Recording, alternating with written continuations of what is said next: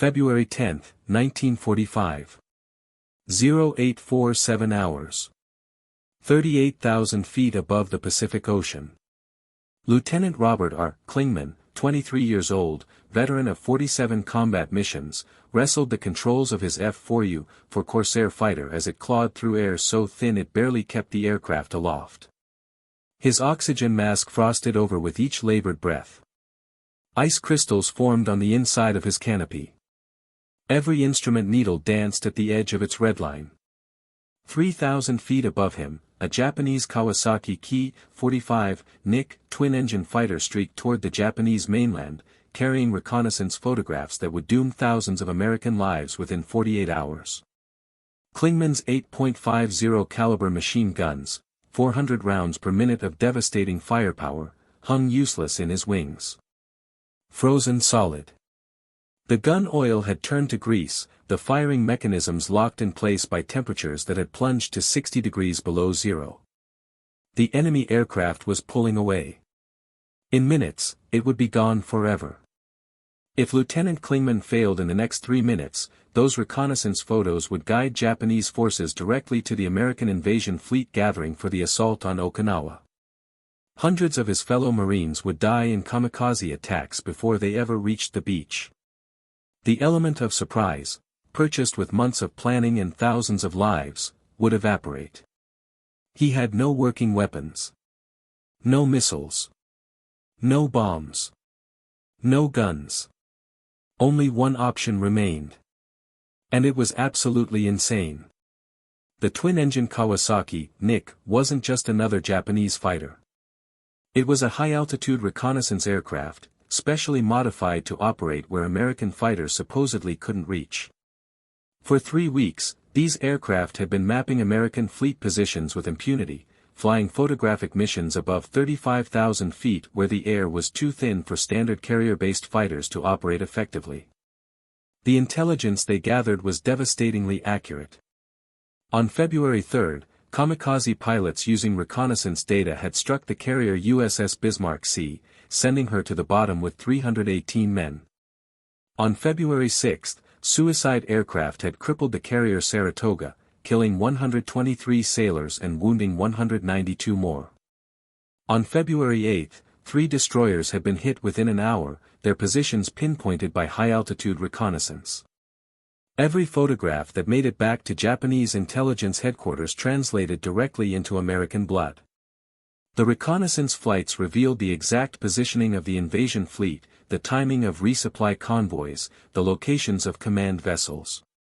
Japanese commanders were using this information to coordinate massive kamikaze operations, human-guided missiles that were proving devastatingly effective against ships that had been precisely located and tracked. Stopping this particular reconnaissance aircraft wasn't just another combat mission. It was a strategic necessity. Military intelligence had intercepted Japanese communications confirming that a major photographic mission was scheduled for February 10, one that would provide final targeting data for a coordinated kamikaze strike planned for February 12, time to hit the American fleet at its most vulnerable moment during landing operations. The photographs in that aircraft's belly represented the difference between surprise and slaughter. Between strategic success and catastrophic casualties. Between young Marines hitting the beach under covering fire or walking into a hell of exploding ships and burning fuel. This wasn't about shooting down one enemy plane. This was about saving thousands of American lives. And time was running out. Lieutenant Klingman's Corsair had launched from Yontan Airfield on Okinawa at 0815 hours, stripped of everything except guns, ammunition, and fuel. No radio beyond basic communication. No external tanks. Every unnecessary pound removed to squeeze another 1,000 feet of ceiling altitude from the aircraft. At 25,000 feet, his wingman, Captain Kenneth Reusser, was still with him. The 2 Corsairs climbed in a shallow spiral, their Pratt & Whitney R-2800 engines screaming at full military power. The massive radial engines, each producing over 2,000 horsepower at sea level, were now gasping in air so thin that power output had dropped by nearly half. At 30,000 feet, both pilots switched to their emergency oxygen supply. The standard system couldn't deliver enough oxygen at this altitude. Their backup bottles would last maybe 20 minutes at this consumption rate. After that, hypoxia would set in within seconds. They'd have perhaps 90 seconds of useful consciousness before they'd lose fine motor control. 3 minutes before unconsciousness. 5 minutes before permanent brain damage. The temperature had plummeted to 50 degrees below zero. Ice formed in irregular patches across the windscreen. Klingman's electrically heated flight suit struggled to keep his core temperature above dangerous levels. His fingers, even in heated gloves, had gone numb. Each breath through the oxygen mask was like inhaling fire, the dry, supercooled air searing his throat and lungs. At 35,000 feet, Captain Reusser's engine quit. The big Pratt & Whitney coughed once, twice, and died. Fuel starvation, the carburetor simply couldn't mix fuel and air properly at this altitude. Reusser radioed a terse, going down, and pushed his nose over into a glide, heading back toward Yantan with an engine that might restart at lower altitude or might not. Klingman was alone. At 36,000 feet, his own engine began showing signs of distress. Oil temperature spiked into the red zone, the oil pump was cavitating, unable to maintain pressure in the thin air. Cylinder head temperature fluctuated wildly. The supercharger screamed at maximum RPM, forcing what little air it could find into the engine's hungry cylinders. The aircraft manual listed the service ceiling, the highest altitude at which the aircraft could maintain a rate of climb of at least 100 feet per minute, at 37,000 feet. Klingman had already passed that. He was now in what pilots called the coffin corner, where the aircraft's stall speed and maximum speed converged. Fly too slow and the aircraft would stall, tumbling out of control. Fly too fast and the shock waves forming over the wings would rip the aircraft apart. No American carrier-based fighter was meant to fly this high. The Corsair was designed for low and medium altitude combat, not stratospheric interception. Every manufacturer specification, every engineering calculation, every test pilot report said what Klingman was attempting was impossible. At 37,500 feet, his rate of climb had dropped to less than 50 feet per minute. The Corsair was wallowing, mushing through air that barely supported its weight. The controls felt dead, unresponsive. Each input took seconds to register. The slightest wrong movement would send the aircraft into an unrecoverable flat spin.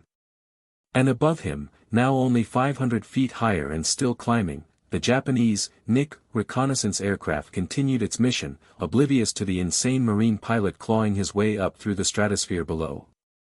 At 38,000 feet, Lieutenant Klingman finally achieved firing position. 300 yards behind and slightly below the Japanese aircraft. Perfect deflection angle. Perfect range. The kind of textbook shot he'd made dozens of times in combat. He centered the illuminated gunsight reticle on the enemy's fuselage. Took a breath. Led the target by 2 aircraft lengths to account for the closure rate.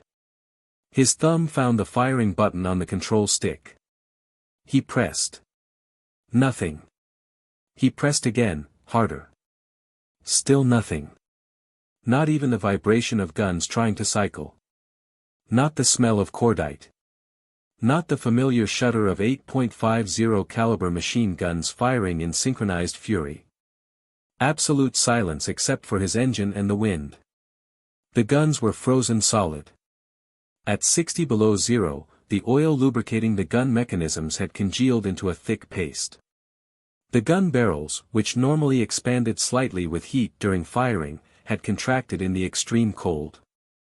The ammunition, cooled to the same temperature as the surrounding air, had lost enough thermal energy that even when struck by firing pins, the primers wouldn't ignite reliably. Klingman tried again. And again. He cycled the charging handles, nothing. He checked the master arm switch, on. He verified the gun selector, all guns. He tried individual guns, none responded. 400 rounds per gun. 3,200 rounds total. Nearly half a ton of armor-piercing and incendiary ammunition. Completely useless. The Japanese pilot, alerted by Klingman's presence or perhaps just following standard evasion protocol, pushed his throttles forward. The twin-engine Nick had a higher service ceiling than the Corsair. It was designed for exactly this kind of high-altitude operation. It began pulling away, slowly but steadily. Klingman tried to follow. His engine coughed. Oil pressure dropped toward zero. Coolant temperature spiked. The propeller began vibrating irregularly. He was asking the engine to do something it simply wasn't designed to do, and it was minutes, maybe seconds, from catastrophic failure. 350 yards. 400 yards.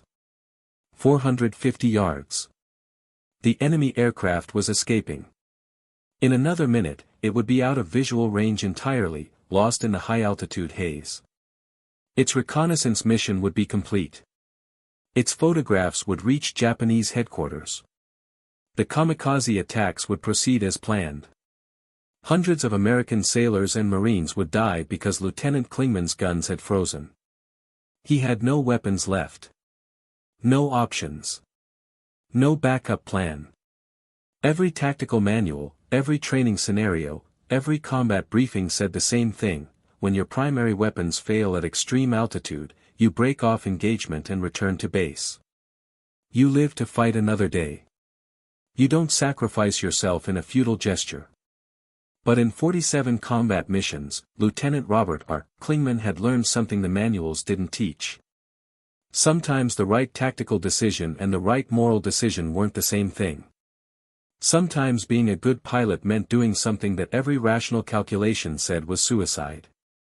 He looked at his propeller. 4 blades. Each one 12 feet long. Each one spinning at 2,400 revolutions per minute. Each blade edge moving at nearly 800 feet per second, roughly the same velocity as a .50 caliber bullet. He had one weapon left after all. Lieutenant Klingman's hands tightened on the control stick. His mind raced through calculations that would have taken a mathematician an hour to work out. He had perhaps 5 seconds to decide. Option 1, break off. Return to base. Report weapons failure. Let the enemy escape. Live with the knowledge that his survival had purchased American deaths.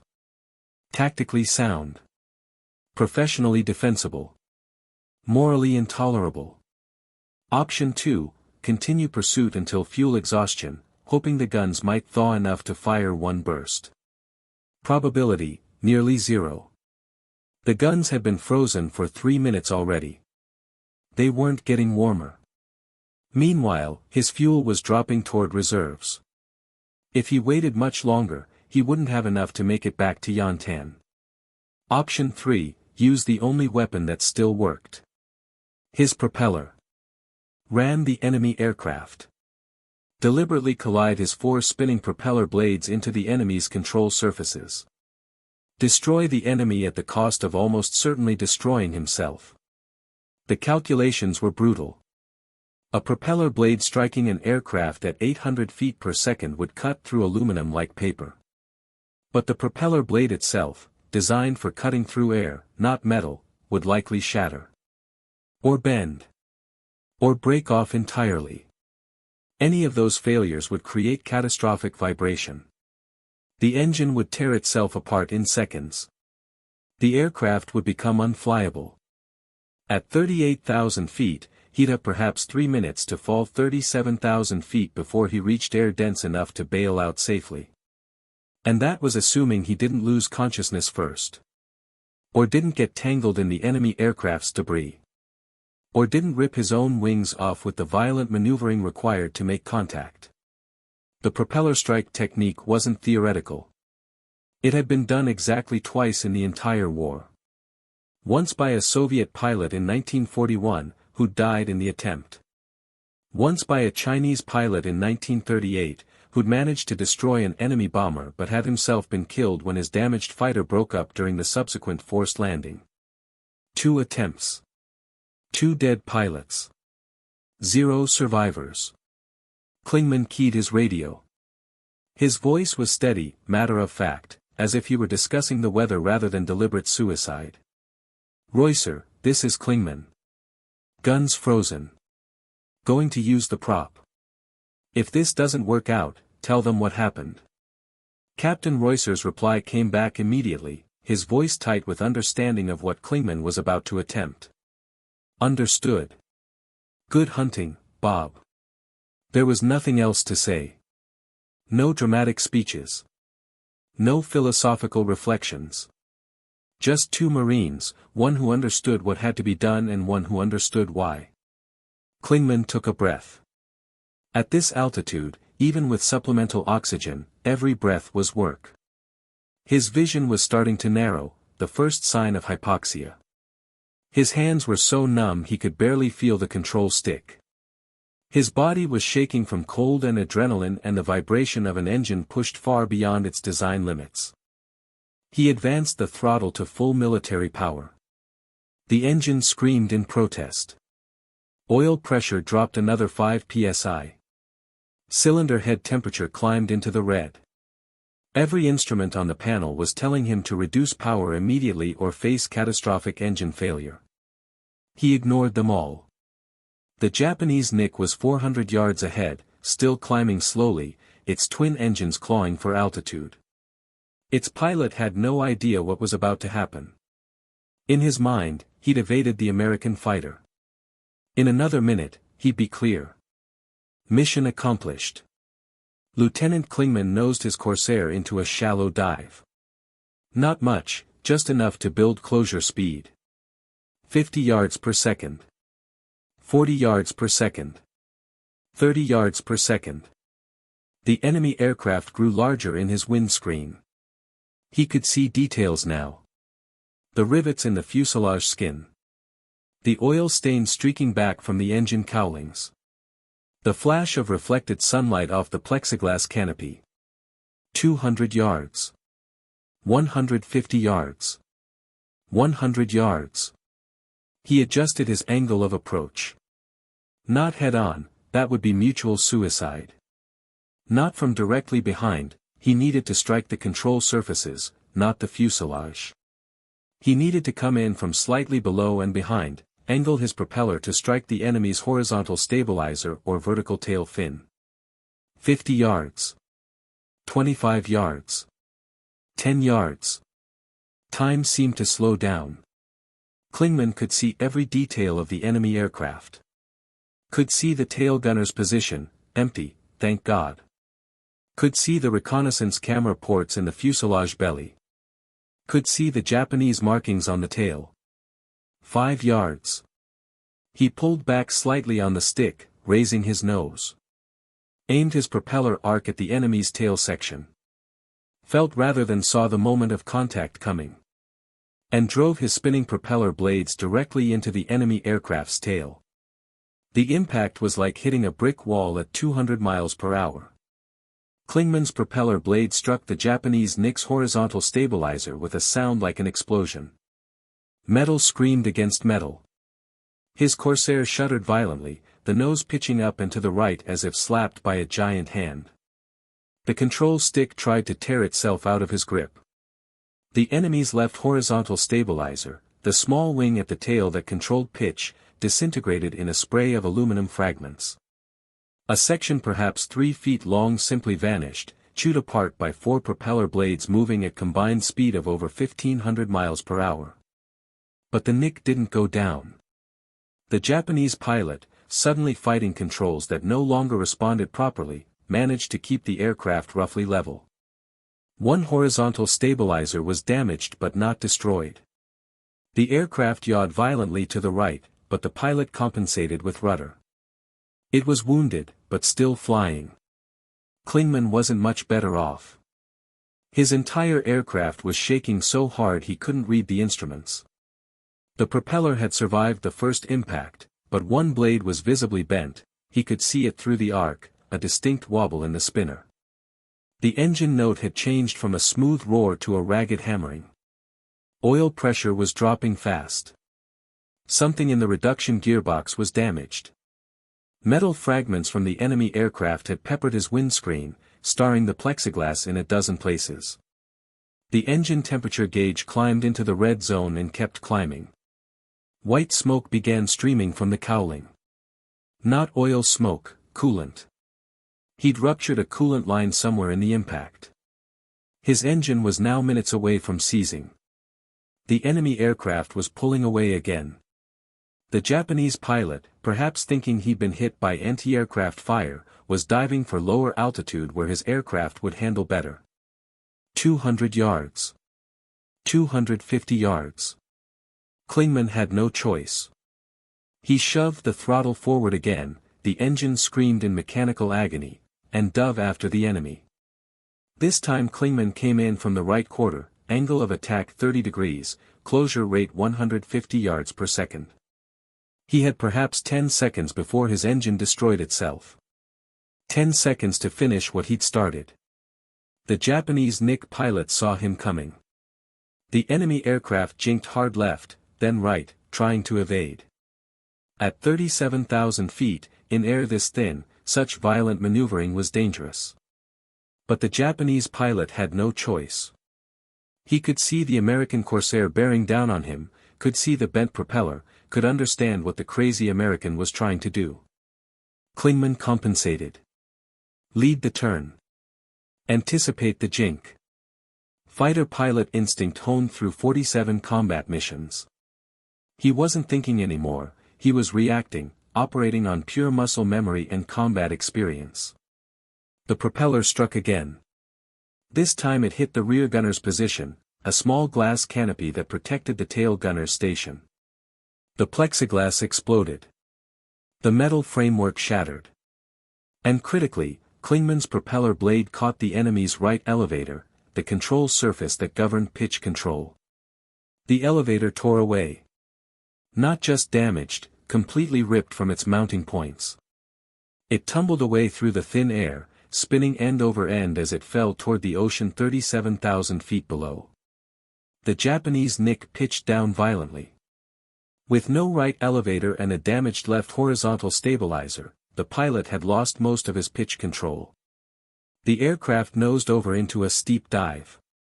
The pilot fought the controls, trying to level out, but the aircraft wouldn't respond.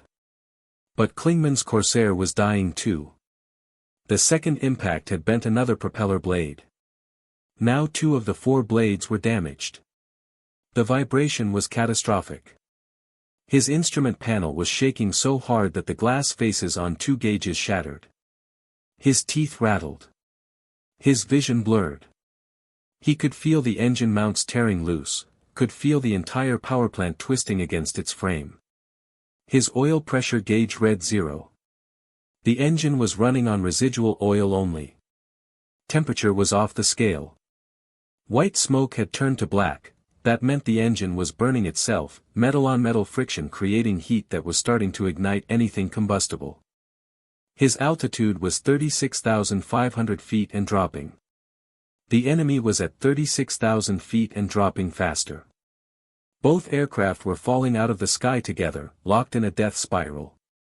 2 pilots, 2 aircraft, both damaged, both dying, racing to see who would survive the next 60 seconds. Klingman's vision was narrowing. Hypoxia from the exertion.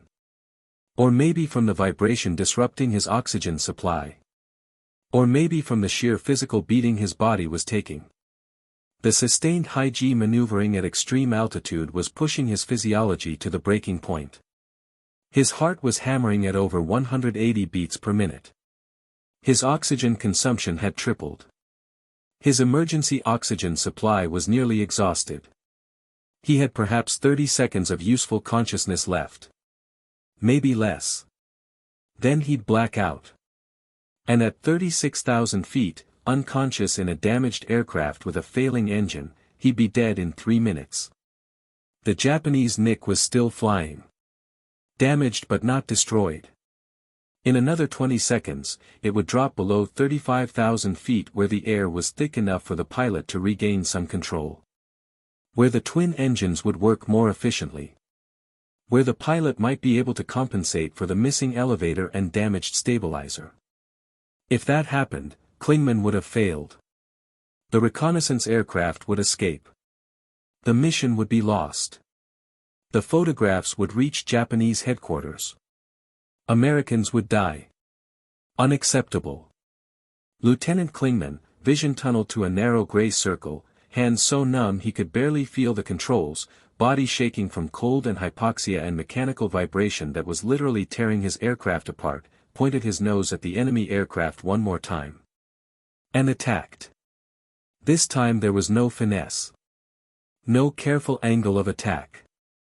No measured approach. Just raw determination and a willingness to die if that's what it took. Klingman dove straight at the Knicks' left wing root. Where the wing joined the fuselage. The structural strong point. The place where a propeller strike would either destroy the enemy completely or accomplish nothing at all. Closure speed, 200 yards per second. Time to impact, 3 seconds. Engine temperature, beyond measurable. Oil pressure, 0. Propeller, 2 blades bent, vibration so severe that bolts were shearing off the cowling. Pilot, conscious but barely. Oxygen, depleted. Altitude, 35,800 feet. 2 seconds. Klingman could see the Japanese pilot in the cockpit now. Could see him fighting the controls, trying to evade one more time. Could see the fear in his body language. 1 second. The propeller struck the wing root at the exact junction point where wing spar met fuselage frame. 4 blades, 2 bent, 2 straight, moving at combined velocity of 1,500 miles per hour. 2,000 pounds of aircraft mass moving at 250 miles per hour. Total kinetic energy in the impact, roughly equivalent to a 1-ton bomb. The wing spar broke. Not bent. Not damaged. Broke. Completely sheared through. The primary structural element that carried the wing's lift forces into the fuselage simply ceased to exist as a continuous member. The Knicks' left wing folded upward. The entire wing, roughly 40 feet from root to tip, pivoted around the break point like a door on a hinge. Fuel sprayed from ruptured tanks. The aircraft snap rolled to the left, completely out of control. For one frozen moment, the Japanese reconnaissance aircraft hung in the air, wings asymmetric, one pointing up and one pointing down, the fuselage vertical. Then physics took over. The aircraft tumbled, spinning on all 3 axes simultaneously. Once. Twice. 3 times. The right wing tore off. Then the tail section. Then the fuselage broke in half. Pieces of aircraft tumbled through the thin air, falling separately, accelerating. At 35,000 feet, terminal velocity was higher than at sea level, less air resistance. The pieces would hit the ocean at over 500 miles per hour. Klingman saw no parachutes. At this altitude, if the crew had tried to bail out, they'd have been unconscious from hypoxia before they'd fallen 1,000 feet. If the impact didn't kill them, the 30-mile fall without oxygen would. The reconnaissance mission was over. The photographs would never reach Japanese headquarters. The kamikaze attacks planned for February 12 would proceed without accurate targeting data. Hundreds, maybe thousands, of American lives had just been saved by a bent propeller and a Marine pilot who'd refused to accept the word impossible. But Lieutenant Robert R. Klingman's war was not over yet. Because his Corsair was now unflyable, his engine was seconds from catastrophic failure, and he was 35,000 feet above the Pacific Ocean with no power, no oil pressure, no coolant, a bent propeller, and approximately 90 seconds before total mechanical failure. And he was still 50 miles from base. The propeller stopped. Not gradually, instantly. One moment it was windmilling in the airstream, barely turning, creating massive drag. The next moment it was locked solid, frozen in position, 3 blades pointing at angles that created maximum resistance. The engine had seized. The crankshaft, starved of oil, running at temperatures that would melt lead, had finally expanded enough that the pistons couldn't move in their cylinders. The entire power plant, 2,000 pounds of steel and aluminum, was now just dead weight and drag. Klingman's airspeed began dropping immediately. 180 knots. 170, 160. At 35,000 feet, with a seized engine and a stationary propeller creating drag like a barn door, the Corsair had the glide ratio of a refrigerator. But altitude was life. Every foot he'd climbed in pursuit of the Japanese aircraft was now a foot of potential distance. At a rough glide ratio of 8-1, far worse than the aircraft's clean configuration, but he was anything but clean, he had perhaps 50 miles of range. Maybe 60 if he was perfect. Yantan Airfield was 47 miles away. It would be close. Klingman's hands moved automatically through the emergency procedures checklist. Fuel boost pump, off. Fuel selector, off. Magnetos, off. Battery master, off. Strip every electrical load to preserve battery power for the radio. He'd need that radio for final approach, if he survived that long. Oil temperature, gauge broken. Couldn't read it. Didn't matter anymore anyway. Coolant temperature, off scale. Fuel pressure, 0. Oil pressure, 0. RPM, 0. Every single engine gauge was either red or dead. Altimeter, 34,800 feet. Still high enough that hypoxia was a threat. His emergency oxygen bottle was completely empty. He disconnected the mask, it was useless now, and relied on the thin ambient air. His vision immediately narrowed further. His hands began trembling. Early stage. Hypoxia. He had maybe 2 minutes before it got dangerous. Maybe 5 before he'd lose consciousness. But as he descended, the air would get thicker. As long as he didn't black out in the next 1,000 feet, he'd be fine. Airspeed, 145 knots. Not enough. He pushed the nose down slightly, trading altitude for speed. 150 knots. 155 knots. The aircraft was still shaking, the bent propeller and structural damage from 3 separate collisions had left the airframe twisted. But it was flyable. Barely. Altitude, 32,000 feet. His breathing was easier now. The oxygen level was still low, but adequate. His vision began to clear. His hands stopped shaking. The immediate threat of hypoxia had passed. But his other problems were just beginning. The fuel gauge read 1/8 tank. Maybe 20 minutes of fuel if the engine were running. But the engine wasn't running. Didn't matter, he couldn't use it anyway. But it meant his fuel was sloshing around in partially empty tanks, changing the aircraft's weight and balance with every maneuver. The Corsair was becoming progressively more difficult to control. Altitude, 28,000 feet. Distance remaining to Yantan, 38 miles. Glide ratio holding at roughly 8-1. The math was tight but doable. If nothing else went wrong. At 25,000 feet, something else went wrong. His hydraulic pressure gauge, which had been reading normal, suddenly dropped to 0. A hydraulic line had ruptured, probably damage from the collisions. Without hydraulic pressure, his landing gear wouldn't extend normally. He'd have to use the emergency manual extension system. And without hydraulic pressure, his flaps wouldn't work. He'd be landing at full speed with no flaps and possibly no landing gear. At 20,000 feet, his right aileron began to stiffen. Not jammed, just very, very stiff. Some of the control cables had been damaged. Or maybe a pulley had been knocked out of alignment. He had to use both hands and significant force to roll the aircraft right. Rolling left was easy, gravity helped. But any right turn required serious effort. At 15,000 feet, he could see Okinawa. A dark smudge on the horizon. Yantan Airfield would be on the western coast. He couldn't see it yet, but he knew where it was. Had to be. Because if he'd miscalculated his glide path even by a few degrees, he'd come up short. And short meant the ocean. And the ocean meant death. The water temperature was maybe 60 degrees. His flight suit wasn't waterproof. Even if he survived the ditching, Unlikely in a damaged aircraft with a seized engine, hypothermia would kill him in 30 minutes. At 10,000 feet, he could see the airfield. And his heart sank. He was too high. Far too high.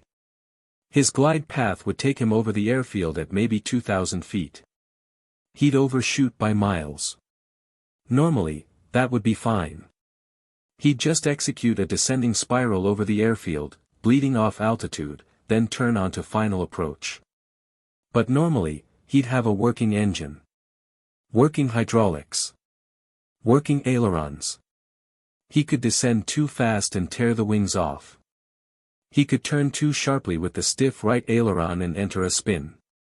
He could misjudge the flare without engine power and hit the ground at 150 miles per hour. He had to get this exactly right. One chance. No engine. No go-around. No second attempt. He started a descending left-hand spiral, left, because rolling left was easier than rolling right. Shallow bank angle. Don't let the airspeed build too much. Don't let it drop too low. Stay in the envelope. The narrow, deadly envelope between too fast and too slow. At 5,000 feet, he keyed his radio. His voice was hoarse, partially from oxygen deprivation, partially from the stress. Yantan Tower, this is Corsair 27. Emergency landing. No engine power.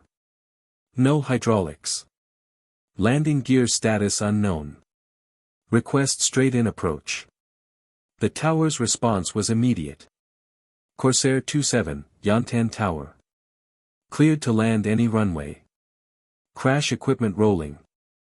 At 3,000 feet, he rolled out onto final approach. Runway 24. Almost due west. Into the wind. Perfect. The wind would help slow him down. Every little bit helped. He tried the landing gear. Pulled the emergency extension handle. Heard a thunk as the gear released from the uplocks. Felt the aircraft shudder as the gear fell free under gravity. But he couldn't see them. The position indicator lights weren't working, no hydraulic pressure meant no electrical indication. He'd be landing not knowing if his landing gear was down and locked or hanging partially extended or still up in the wells. At 1,500 feet, he ran through his final checklist. Mixture, off. Already done. Prop, doesn't matter. Already seized. Fuel, off. Already done. Flaps, can't extend. No hydraulics. Airspeed, 145 knots. Too fast. Way too fast. But without flaps and without knowing if his gear was down, he didn't dare go slower. At 1,000 feet, he could see the crash trucks racing along the taxiway toward the runway threshold. Could see the fire crews pulling on their gear. Could see a crowd of personnel gathering by the tower, watching. At 500 feet, he passed over the runway threshold. Airspeed 140 knots. Nearly twice normal landing speed. The runway was 5,000 feet long. He'd eat up half that distance just slowing down. If his gear wasn't down, he'd be sliding on his belly at 100 miles per hour in a shower of sparks and torn metal. If his gear was down but not locked, it would collapse the moment he touched down. Same result. At 200 feet, he began his flare. Gentle back pressure on the stick. Bleed off speed. Let the aircraft settle. Feel for the runway. Trust the instruments. Trust the training. Trust 47 previous landings in this same aircraft. At 50 feet, he was committed. No more maneuvering. No more adjustments. Just ride it down and hope. At 10 feet, he felt the stall beginning. The burble of disturbed air over the wings. The slight mushiness in the controls. Perfect. Right on the edge of stall. Right where he needed to be. The main wheels touched. Hard. The aircraft bounced once, came down again. Klingman held the stick back, keeping the tail up, unsure if his tail wheel was down. The main gear held. He could feel it through the frame, solid. Down and locked. Both main gear. He let the tail drop. The tail wheel touched. Also solid. All three wheels down and locked. He had no brakes. No hydraulics meant no brake pressure. He was rolling down the runway at 100 miles per hour with no way to stop except aerodynamic drag. He held the stick full back, maximizing the drag from the bent propeller and damaged airframe. 90 miles per hour. 80, 70. The end of the runway was coming up fast. 60, 50. 40. The Corsair rolled off the end of the runway with 20 feet to spare. Rolled another 100 feet through the grass overrun. And stopped. Just stopped. Settled onto its landing gear with a final creak of abused metal. Lieutenant Robert R. Klingman sat in the cockpit for a long moment. Hands still on the controls. Eyes straight ahead. Breathing. Just breathing.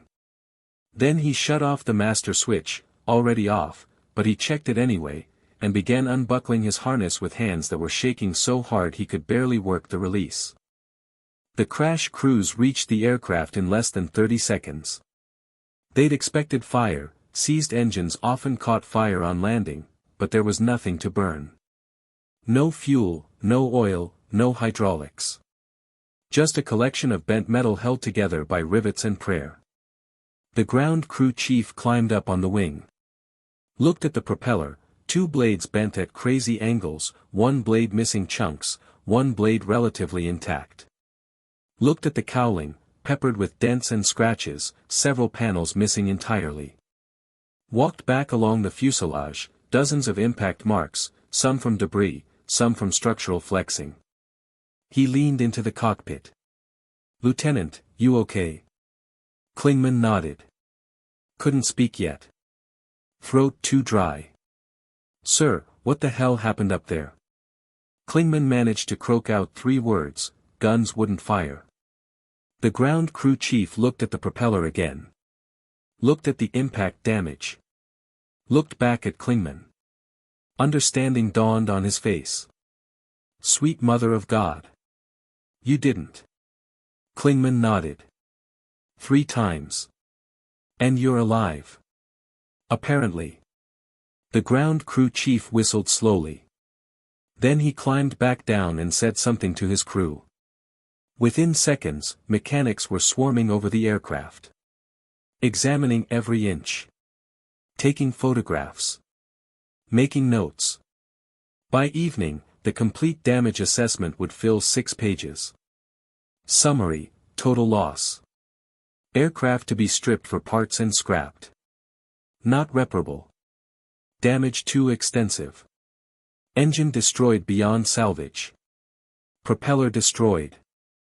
Cowling destroyed. Wing structure stressed beyond safe limits. Control surfaces damaged. Hydraulic system destroyed. Electrical system damaged. Fuel system damaged. Structural frame twisted. But the pilot had walked away. 3 days later, intelligence confirmation came through. Japanese radio intercepts had reported the loss of reconnaissance aircraft number 437, last seen operating at high altitude west of Okinawa. No mayday. No distress call. No wreckage recovered. Crew, 2 officers, 1 enlisted. All killed in action. The photographs that aircraft had been carrying, detailed reconnaissance images of the American invasion fleet preparing for the assault on Okinawa, were never delivered to Japanese intelligence. The kamikaze attack planned for February 12 went forward with outdated information. Instead of concentrating on high-value targets like carriers and command ships, the Japanese pilots dispersed their attacks across a wide area. Total American casualties: 23 killed, 39 wounded. Tragic, but a fraction of what might have been. Military analysts later estimated that Klingman's actions had prevented between 200 and 500 American combat deaths. 1 frozen gun. One desperate decision. One insane attack. Hundreds of lives saved. On March 15, 1945, Lieutenant Robert R. Clingman was awarded the Navy Cross, the Navy's second highest decoration for valor, one step below the Medal of Honor. The citation read, in part, "For extraordinary heroism in aerial combat against enemy forces while serving with Marine Fighting Squadron 312. When his guns froze at extreme altitude, Lieutenant Clingman displayed exceptional courage and determination by employing his aircraft's propeller as an offensive weapon, making repeated attacks against a superior enemy aircraft until it was destroyed. His selfless devotion to duty and complete disregard for personal safety were in keeping with the highest traditions of the United States Naval Service." The citation didn't mention that what he'd done was technically impossible. That no one had survived it before. That the tactical manual specifically said not to do it. That any rational calculation said he should have died. But Marines don't always do what the manuals say. Sometimes they do what has to be done. And somehow, impossibly, survive. Lieutenant Robert R. Clingman flew 17 more combat missions before the war ended. He never had to ram another aircraft. His guns always worked after February 10, the mechanics made sure of that. They'd taken his frozen guns apart, examined them, and implemented new cold weather procedures. Pre-warmed oil. Insulated gun bays. Heater elements on the gun mechanisms. No other Marine pilot would have to face what Clingman had faced. After the war, Clingman stayed in the Marine Corps. Rose to the rank of colonel. Flew in Korea. Transitioned to jets. Commanded a fighter squadron. Retired in 1962 after 22 years of service. Settled in Florida. Never talked much about the war. When people asked about his Navy Cross, he'd change the subject. When reporters tried to interview him, he'd politely decline. He died in 2009 at age 87. His obituary mentioned his Navy Cross, his service in 2 wars, his career as a pilot.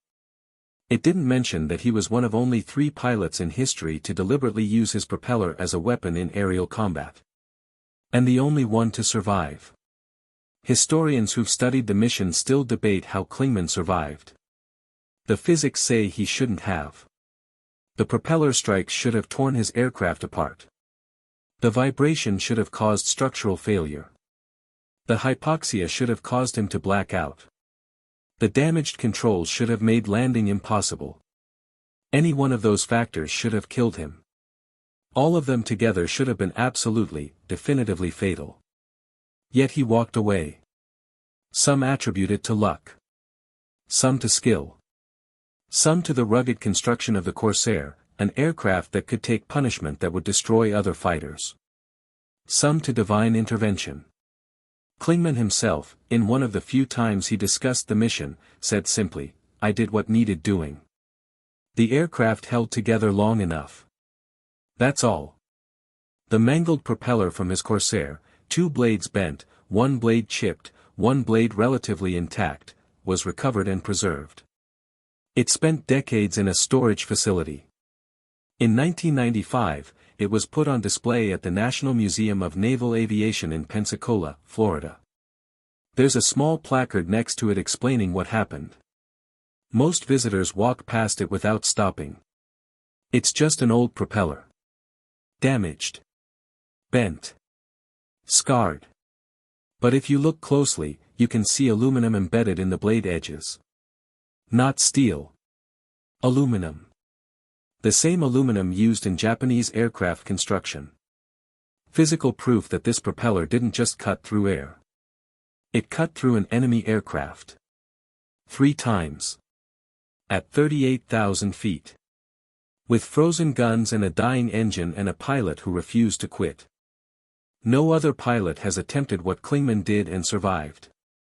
In the 70 years since World War II, with all our advances in technology and training and aircraft capability, no military force teaches propeller ramming as a viable tactic. It's mentioned in history books as a curiosity. An anomaly. Something that happened once, under extraordinary circumstances, that should never be tried again. Because it's insane. It's suicide. It's impossible. But on February 10, 1945, for 3 desperate minutes at 38,000 feet above the Pacific Ocean, impossible didn't matter. What mattered was stopping that reconnaissance aircraft. What mattered was saving American lives. What mattered was doing the job, regardless of the cost.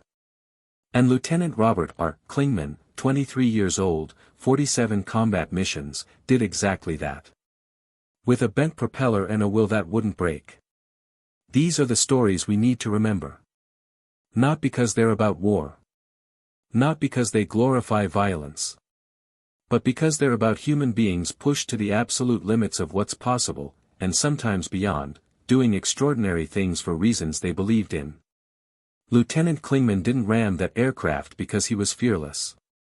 Interviews with his squadron mates make it clear he was scared to death. But he did it because the alternative, letting that reconnaissance aircraft escape, letting those photographs reach Japanese headquarters, letting hundreds of Americans die who didn't have to, was worse than his fear. That's not superhuman. That's deeply, profoundly human. The capacity to do what's necessary even when everything in you is screaming not to. To calculate the odds, realize they're terrible, and do it anyway because it's right. We're 70 years past World War II now. The veterans are almost all gone. The last Marine who served on Okinawa is in his late 90s. Soon there won't be anyone left who remembers. Soon these stories will exist only in documents and museums and videos like this one. That's why we tell them. Not to glorify war, war is awful and should be avoided whenever possible, but to remember that ordinary people, when circumstances demand it, are capable of absolutely extraordinary things.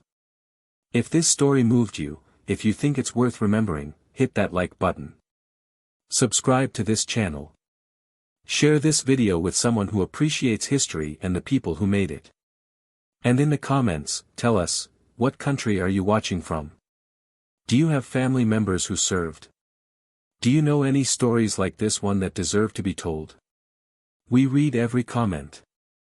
Your stories matter. Your history matters. These stories deserve to be remembered. All of them.